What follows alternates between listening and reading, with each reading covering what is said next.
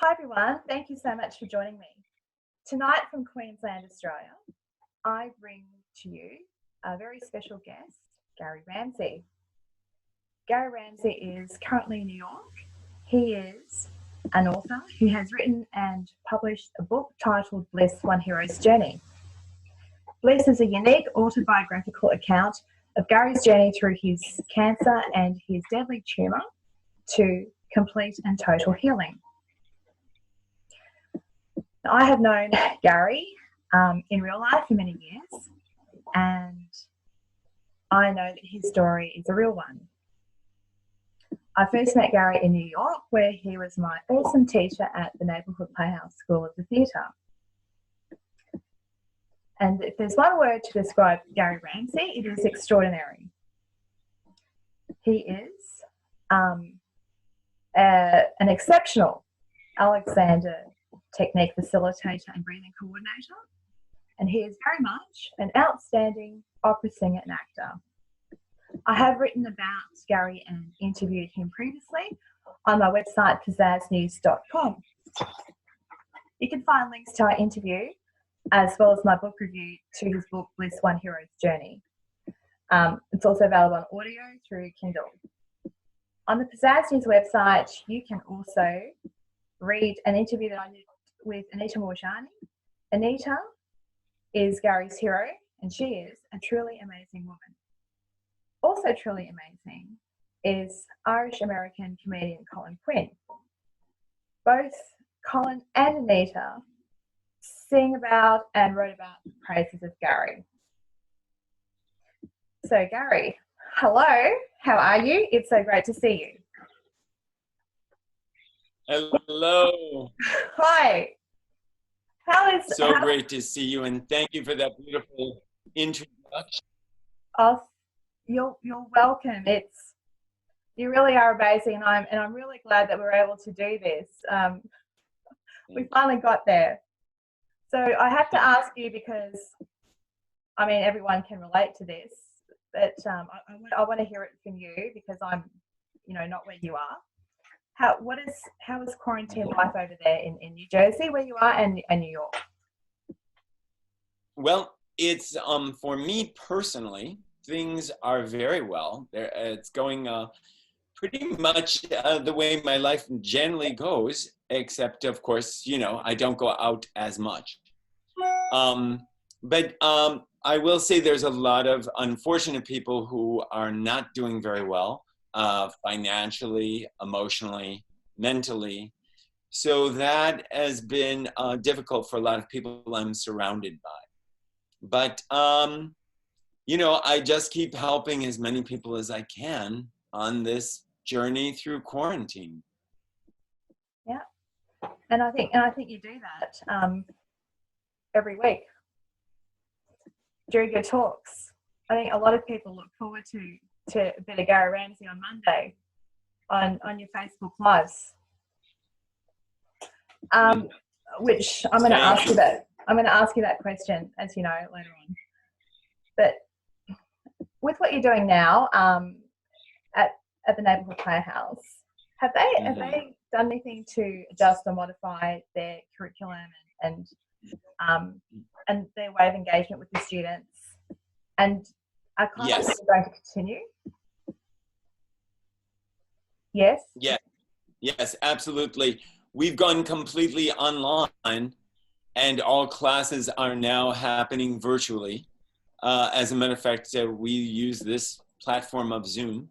And it's been a really interesting journey for me, because I've been able now to modify what I teach, how I teach, and I've really learned quite a bit from working with this medium. I'm really very kind of surprised at how really insightful this whole experience has been.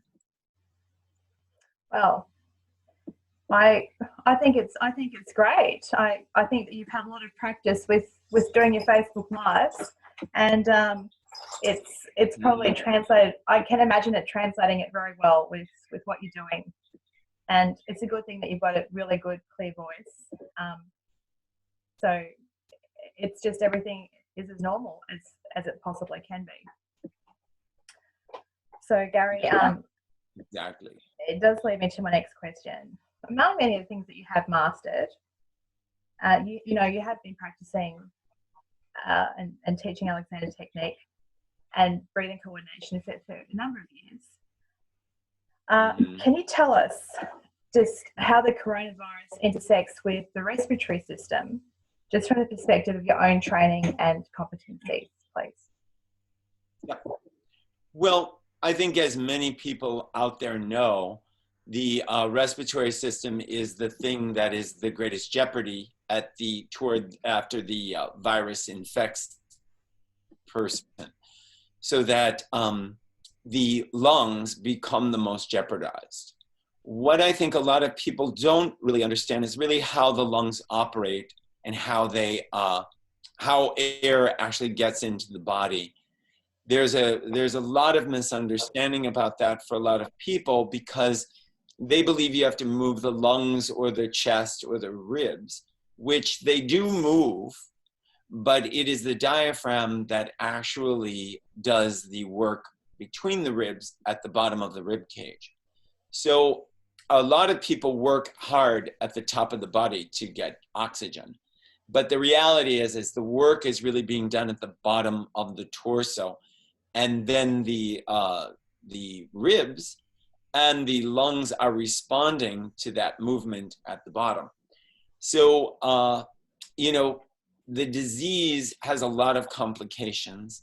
Of course, they're finding already, if they lay them flat and they put them on a ventilator, 88% are dying on the ventilators. At least that. The system needs to keep operating on its own. And I think that's really what they're going to find. It has to be unconscious. And that's not really how to keep the breathing system healthy and to keep it operating. So there's an extreme amount of controversy. Of course, I can't prove anything, but it's, I think going on the ventilator is not something that's working very well, as we can see with the number of deaths. Horrible. Yeah, it's interesting that you're talking about, like, it's exactly what you're saying. So the breathing happens much lower. That's how breathing should be. Much lower. But it's, well, I think there's a lot of factors why our breathing we keep it up here. And I can just imagine that, I mean, I've seen my mother on a ventilator when she was alive and treated, and it's just not I don't believe that it's a position the body should be in with the ventilator to breathe. I just don't, I can see. Right, especially. Yeah, it's a very weird, it doesn't look natural to me, that sort of breathing. So I can see that, and it's kind of distressing to think that that's what they're doing. Yeah. That's how they're treating it. Yes. And again, a lot of people, they already have compromised breathing systems because they have a tendency to breathe when they're afraid or when they're in fear, which many people are. Yeah, exactly. Yeah. And then they're breathing very harshly at the top of the body, which is even more stressful to the body. I'm very acquainted with that myself, Gary. I know myself. I do that a lot, especially during stressful times. I'm extremely aware of it, and it's horrible. It's like I shouldn't be breathing like this. It's not breathing; it's gasping. Right. Just a few weeks ago, on your Facebook Live, you were talking about the similarities between this pandemic and with your own experience with your cancer in 2015. What are some of those similarities? Well, with my cancer, I also had to be isolated. As a matter of fact, I went to another country because I was told here I would probably die. So I tried a treatment in a foreign country in Mexico. And the isolation was, in a sense, even a little bit more than here because I couldn't be on computer I couldn't be on phone. So I was really cut off from everyone I knew and everyone that, knew me. And then I had to, and I was dying of a, deadly situation. So the fear of death and the isolation are totally similar. And really the only difference is not everyone is dying of corona. As a matter of fact, the numbers are very low, really, for a pandemic. I don't see them as being very high. But most people, with myself, my numbers were very, very, the odds of me dying were very, very great. So it puts the fear factor at a heightened place. I think in this situation, a lot of people, the fear is coming more from their mind. Yeah. And because not many people are truly dying in relationship to the disease. And with me, it was for real, but I was less fearful. And I think fear is the element that people disregard. They feel as though it's okay to be afraid. But as we know, and as many viewers probably know, the immune system is often compromised when people are afraid. And I think my salvation was I was not afraid. So my immune system was working very well. I love that story. Always love hearing about the way that you just took all that in and just went about with your healing journey. It always it's quite remarkable, for a person to be able to share that, because you don't really hear that. You really don't hear when someone's ill and they get well. You mainly hear, oh yeah, I went to hospital, or I got this, or I got that. But I've always loved the way, and that's what I love about your book, is the way that you just really, we go on this journey. You really feel it, Mm-hmm. I wanted to read a passage from your book, please. This is little one. Okay, so here it is, please. There you are, at the back. There's some more pictures of you in here, Gary. So you already know that. All of us have experienced these earth-shattering times in our lives. Those moments when everything that we once thought we knew and understood have been turned upside down. So I wanted to ask you, in relation to this passage, you're talking about your cancer there, but were there any other times in your life where you had those kind of upheavals, where you had similar experiences, and what were they? Yep, absolutely. And I even talk about them in the book. One of the most shattering moments of my life was the passing of my grandmother when I was 7 years old. So I began at a very early age having to cope with shattering events. What I learned is that is really life. Life is a journey. And there will be many events, as is this one right now for many people, that will be indeed shattering, which is really why I named my book Bliss, One Hero's Journey, because for you to overcome something is really about your reaction to it. And that most people do not think they have a choice. When they're faced with a tragedy, they feel as though they have no choice in the matter, but we always have choice for our reaction.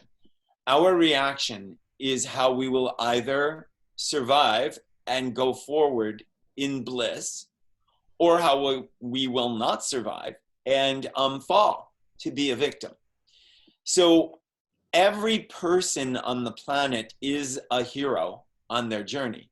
And then the question is, what will they do with that journey? Will they fall to be a victim, or will they fall to be the hero and find their bliss?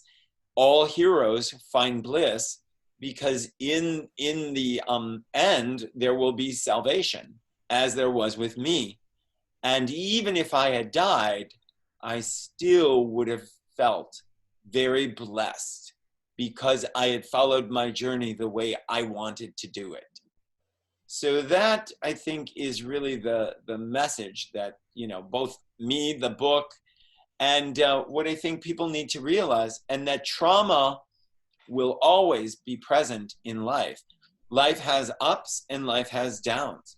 So there will be no way to escape it except through your reaction to it. So that was pretty much answering my next question, which was about what do you believe empowers and heals us from traumas? And yep. It sounds like what you were saying is it's the way that we react, or how we choose to react to That's those. True. How we choose to react, how we perceive it. And that people forget that our mind creates our reality. And I'm pointing to the brain, but I believe the mind goes through the body. How I choose to respond to anything, to the sun, to the clouds, to the rain, it's all programming information into my system. Then the question is am I running a good program or am I running a bad program? And right now, with this virus, some people are running a very bad program and some people are running a very good program. I've known many people who've gotten the virus and survived beautifully. I've known some that have died, and I've known some that have tested positive but have had no symptoms at all. So what we're seeing is something that is not controlled simply by the physical. It must also be controlled by something else. And we're not sure what that is, but that's what we need to investigate. And when we have less stress, everybody that I know that did well had less stress and they had a better mind idea about the event. Yeah, it's very interesting, isn't it? It is. Really, I think you've said it. I think you've said it before in your Facebook talks through many different ways. It's even though like your cancer, that was your experience. People have different experiences. We're not all going to get cancer or leukemia or whatever. But whatever thing that's traumatic that happens, it's almost like you can kind of apply the same concept to every kind of trauma. It's if you kind of train yourself, like you're talking about programming. If you start to program yourself to here's another bit of tragedy, or here's some unfortunate crap that's happening. I wasn't anticipating that, but here it is. Right. If you keep training yourself, you can. It's just what you're saying. It's bliss. You can find your bliss because it's we all go through those moments where things happen. And it's like, oh gosh, and I think the more you're able to just go, I got no control of this. Here's another crappy little pain, so I'm just not going to let it affect me. Exactly. Here we are. That's really interesting because I actually don't know anyone, not one person I know, or even people that I know, well, apart from you now, who knows someone who's had the coronavirus. I mean, in Australia, the numbers are very different. And I will say they're very different, and the numbers are not making a lot of sense either. No. So there's a lot of problems with this virus. A lot of problems. Yeah, there is. And that's a really interesting thing that that's I think worth exploring. I find it all very interesting, especially the whole vaccine thing and the whole thing starting in the lab, and and just the China and it just, to me, like coming from a legal sort of academic background, I look at this and it just seems like such a litigious thing. It's like, this is how litigation starts. It looks like Mhm. China's going to get, blamed, but it's like, well, what are countries doing? And if they really care, then Right. if it's such an important thing that they're stopping the whole world, then why don't they fix the health system? I mean, if they care so That's much, right. it's Right. there's a lot of those things that I find really disconcerting with it. Exactly. Yeah. Onto a more pleasant thing, meditating. Meditating. Meditating. I'm not very good at it, Gary. I do meditate in a different way though. Probably not I'm definitely not one of these going to a class with other people sort of person. I wouldn't do that. Mhm. But I meditate differently. You have been meditating. I think that you said that you've been doing that since you had cancer. Yes. And that this was part of the treatment that you had at your clinic, Santa Viva in Mexico. Yes. Can you tell us some more about some of the holistic treatments that you had while you were there? Yes, I had many. They didn't believe in just treating my physical, but they believed in treating the whole system, mentally, emotionally, psychologically. They were working on everything because they believed that if all of it wasn't coming along, that the physical would not work alone, which is a very different idea from Western medicine, which really just believes in the physical aspects. Mm-hmm. So meditation was a crucial part because, of course, again, the more fearful, the more anxiety I had, the less treatments would respond. And that was happening in many people there.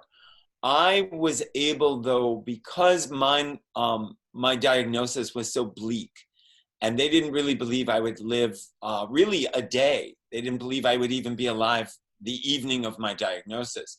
Or any So, month. right. So I was really forced, in a sense, fortunately, I was forced to really come to grips and to live the best way I could, because the next moment could be my last one. So that compelled me to stay in what I would say was a waking state of meditation, meaning that I was always very conscious of my breath. I was always not looking to the future or the past, and I was simply staying present with what was in the moment. Because I found when I started to go to the past or the future, I would begin to worry. And worry, I knew, was not going to help me because I didn't have a good future and there was nothing I could do about my past. So I realized that meditation is really a practice of being present in your moment. So, I mean, something simple as I take this cup and as I bring it up to my lips, that's a meditation. If I am fully present with it while I do it, then I am in a meditative state. I'm not worried about what's going on right now in the world, or I'm not thinking about what viewers are thinking about me right now, or what I'm not self-conscious about myself.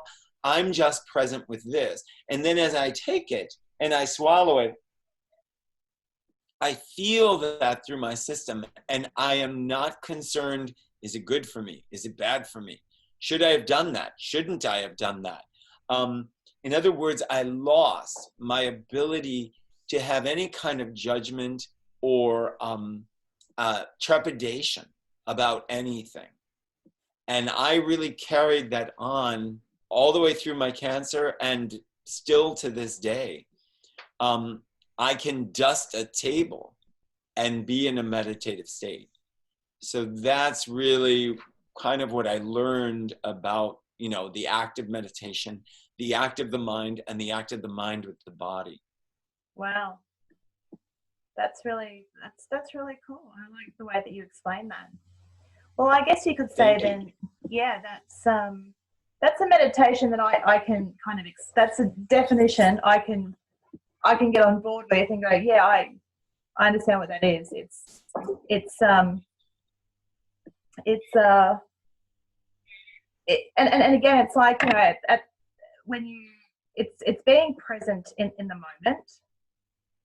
We talk about this in everything, not just acting well, not acting well. We're all about enjoy your life, you know, life, be in it, you know, do things because you really want to enjoy it and be really in the moment and live your life, and life's to living. But what does it actually mean? Because we can't all be, we can't, we can't be all doing mega exciting, you know, we can't have the disco lights on 24/7, you know. Well, we can, and we've done that. I'm sure, you know, we've all done that. It's how do we really get into just the simple things and just kind of just give ourselves to just really appreciating every little thing. And that's, and I guess yeah, it's dying, the knowledge of dying and what you're faced with is it's a moment that I think would just really, this is how you meditate, you know. Exactly. It's, Yes. yeah. And again, we all are on our journey toward death. Death is our ultimate journey, but people don't make peace with death. And then therefore they're afraid of life, because unless you make peace with death, death is the end result. Yeah. So if you don't make peace with it, if you don't find a process, you'll always be living in fear in your life of death, which is really what's going on with this virus. That's why it's become a bigger deal, because people are terrified of death. And people die all the time. All the time. Yeah, they do. And yeah, so it's interesting, like the last, so this is probably like the second week now, Queensland, my state, Australia's basically going into getting back into things by July. So we're having like 3 different stages. And so, you know, like all the shops are opening more, like even though there were shops open, a lot were closed. Businesses were closed. So this is now the second week where things have been open, and it's kind of like, I just find it absolutely, I just laugh, because if I don't laugh, I'll yell at the guy that's standing there with a fucking sanitizer before I enter the store. I'll just yell at him. I'll say, look, you know, fucking, I don't need this shit. I just did it fucking at the next, you know, trying on some earrings, I had to do it, mate. I've just gone from there to here. I'm fine. But it's like, I just laugh and I go, yeah, give me some of that. Do you want to, you know, put the thing against my forehead? How's my temperature? You know, do I get it? You know, get it analyze me psychologically as well, because, you know, it's a whole package, isn't it? I mean, I'm just fun when I go shopping with these people, but you just got to laugh at it because they're just doing a job. But it's a bit, I find I have my own views about this thing, and I'm just, it's like, I'm still seeing some people out there who are really fearful, and they're kind of like walking to the other end, and they're kind of worried about food, and they're just like seeing how they are with their children, just overly, it's just a bit much. And I always want to say, you know, we are in Australia. It's one of the safest places to get this thing, really, where we are. So I'd hate to see them somewhere else, you know. But stress, it is a silent killer. And you have discussed the multiple stresses in life that you had, juggling, your teaching with the practical aspects of your opera singing and your acting. Why do you think that we as a society don't view stress as a pandemic? We don't view stress as a what? A pandemic. So why don't we see stress the way that we're seeing the coronavirus? Because stress affects people, I think, in multiple ways, and it is a health, it triggers a lot of conditions, you know. Why do you think that's, why don't you think that we as because people we've been trained to look at things in terms of outer causes. We have not been trained to look at things as inner causes. So therefore, what people do is they believe that the stress is being caused by the outer. So in other words, that the coronavirus has caused my stress. But that's not true. The individual has caused their stress about the coronavirus according to how they've reacted. So it goes back to what I was saying before. We in this world have always looked at the end result, and we've thought that that is either the problem or the solution. But the reality is that that's the backwards. That's totally backwards. We have to look at us first, and that's there because of what we've done internally. And we could give hundreds of examples, but the idea is the outer can never be fixed by the outer. It must be fixed by the inner. So for example, everybody thinks the vaccine will fix everything, but the vaccine is an outer thing. It will not make you immune to the second wave of this virus. So even if they get a vaccine tomorrow, it'll be for this virus. But this virus will transform, and it will transform again, and it will transform again. So until you get fixed internally, and you depend upon your own internal immunity and your own operation of your own pharmaceutical system inside of your body, you will really never conquer this pandemic or any other, because it will always be conquering you. And therein lies the problem. With everything. With everything. With everything. With everything. We are our own fixers and healers, and we are also our own destroyers. That is correct. Yeah. That's exactly correct. I like this message, and it's interesting because no one apart from you, Gary, is really going out there and saying that. You know, with the corona, no one is saying that. No one is actually sending that message of, you know, just your pharmaceuticals are inside. You know, get your system working, and build your own immunity, because you are right, and it is mutating, and we can see the writing on the wall.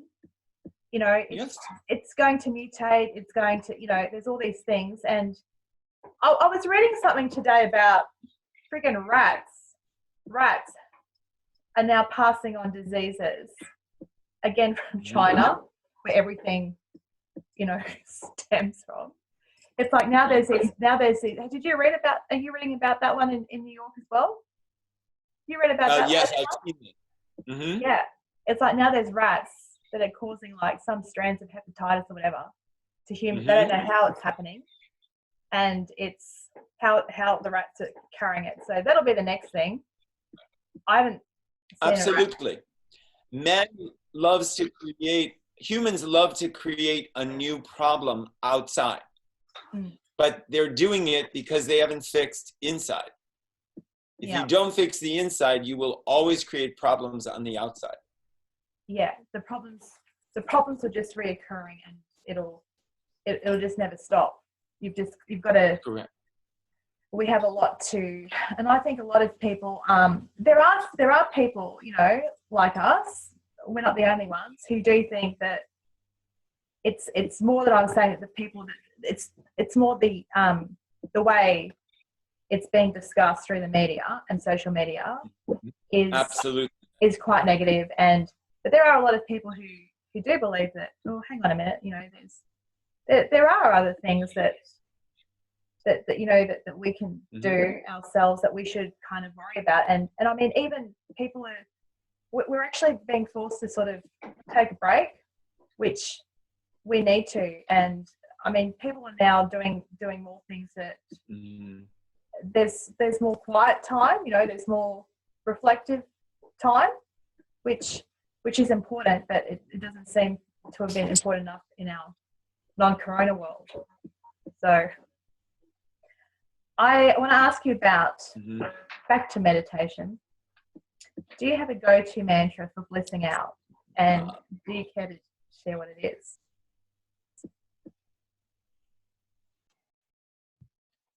Hello. It just, it's going. We just disappeared for a while.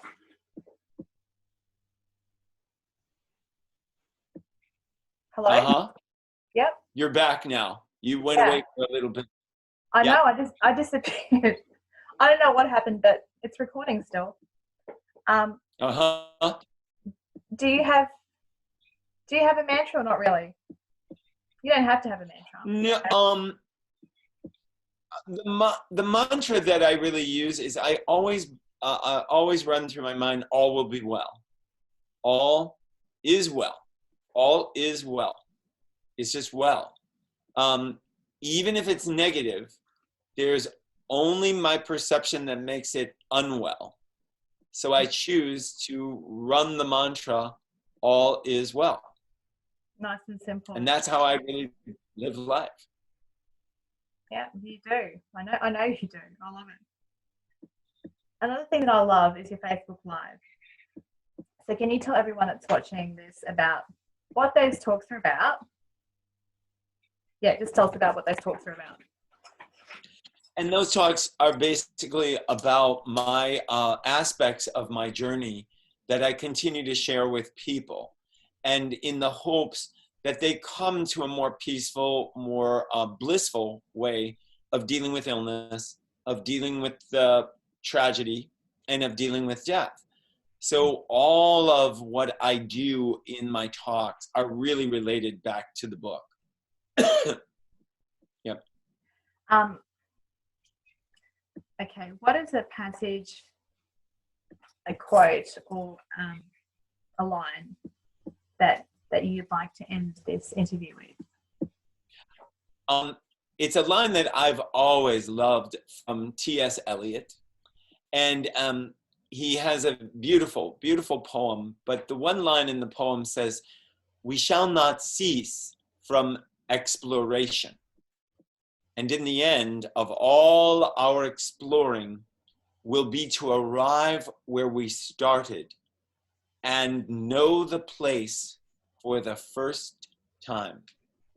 And I really love that because like the heroic journey of Joseph Campbell, we go in a circular fashion like a clock, and then we come all the way back to where we started from. But we are changed through the journey. So that, and then when we come back, like me after my cancer, nothing changed. This apartment was the same, but I felt everything had changed, and it was as though I had never known it before, as though it were brand new. And that's what he says in the quote, as though we have known it for the first time. So that's a really beautiful concept. Yeah. And I think people, as they explore their lives more deeply, they'll see a deeper beauty in something, and they will be able to open up more to a more beautiful existence, as opposed to going, that. Oy. So that they deepen their way of relating in life. Yeah. I love that. That was beautiful. Thank you. Yeah, and thank you so much, Gary, for you're so welcome. For persevering with some of the technical things that happened earlier. And we got there in the end. It was just so technical. Oh gosh. We did. We did it. It was really so great seeing you again, and I really want to thank you for joining me. We did it. We did it. So that was just a fly that came from somewhere. We are in Australia. Thank you. Thank you very much. This has been great. Yes. Thanks, everyone. And we will be in touch. We will be in touch, as always. And I'll see you tomorrow anyway. Tomorrow. Yes. Going. Monday, Facebook Live with Gary. Monday. Gary and his Bliss One Hero's Journey stuff. It's awesome. Every Monday, it's usually around 9 or 10. Sometimes it changes, but that's 9 a.m. Eastern, 9 a.m. Eastern Standard Time. 9 a.m. Eastern Standard Time. Yeah, you're really good with this stuff. I'm just starting out, and it's not easy to coordinate, and you're great at it. And I thank you so much for persevering with me. All right. Thank you. Thank you. Bye. All right. Bye-bye.